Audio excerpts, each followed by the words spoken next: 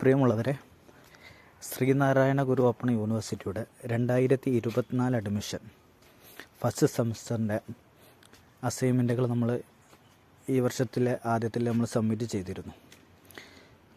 ഓൺലൈനായിട്ടും ഓഫ്ലൈനായിട്ടുമാണ് submit ചെയ്തിരുന്നത്.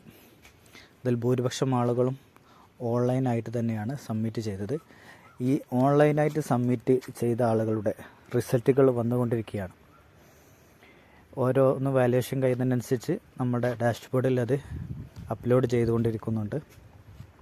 25-ാം തീയതിയോടുകൂടി May 25-ാം തീയതിയോടുകൂടി ഓൺലൈനായി submit ചെയ്ത എല്ലാവരുടെയും മാർക്ക് അപ്ലോഡ് ചെയ്ത് പൂർത്തിയാകുമെന്നാണ് യൂണിവേഴ്സിറ്റി അറിയിച്ചിട്ടുള്ളത്.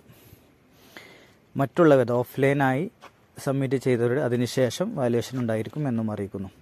അപ്പോൾ എങ്ങനെയാണ് ഇതിൻ്റെ റിസൾട്ട് നമ്മൾ വന്നുകണോ ഇല്ലേ എന്ന് നോക്കുക, പബ്ലിഷ് ചെയ്ത് നമ്മളത് മാർക്ക് അപ്ലോഡ് ചെയ്തുകണോ ഇല്ലേ എന്ന് എങ്ങനെ പരിശോധിക്കാം എന്നാണ് ഈ വീഡിയോയിലൂടെ നമ്മൾ നോക്കുന്നത്.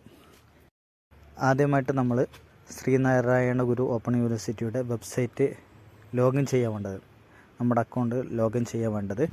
അപ്പോൾ സ്റ്റുഡൻസ് ലോഗിനിൽ കയറിയിട്ട് ഇമെയിലും പാസ്വേഡും അടിച്ച് യൂസർ നെയിമും പാസ്വേഡ് അടിച്ച് നമ്മൾ അക്കൗണ്ട് ലോഗിൻ ചെയ്യുന്നു. ഡാഷ്ബോർഡിൽ തുറന്നു വരുന്ന ആ പ്രതലത്തിൽ സ്റ്റുഡൻറ്റ് സർവീസ് ഹിസ്റ്ററി എന്നുണ്ടാവും.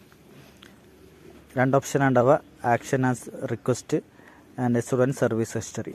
അതിൽ സ്റ്റുഡൻറ്റ് സർവീസ് ഹിസ്റ്ററിയിൽ നമ്മൾ ക്ലിക്ക് ചെയ്യുകയാണെങ്കിൽ കുറേ ഓപ്ഷൻസുകൾ വരും. അതിൽ ഏറ്റവും അടിഭാഗത്ത് അസൈൻമെൻറ്റ് ഹിസ്റ്ററി എന്നൊരു ഭാഗം വരും. അവിടെ പ്രസ് ചെയ്യുക. അസൈൻമെൻറ്റ് ഹിസ്റ്ററി എന്ന ഭാഗം പ്രസ് ചെയ്ത് കഴിഞ്ഞാൽ ഇങ്ങനെ ഒരു പ്രതലമായി നമുക്ക് തുറന്നു വരിക, മൈ അസൈൻമെൻറ്റ് ഹിസ്റ്ററി.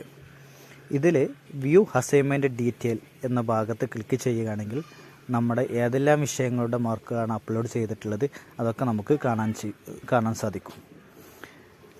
ചില ആളുകളത് 1 ആയിരിക്കും, ചിലത് 2 ആയിരിക്കും, 3 ആയിരിക്കും, 4 ആയിരിക്കും, എങ്ങനെയാവാം.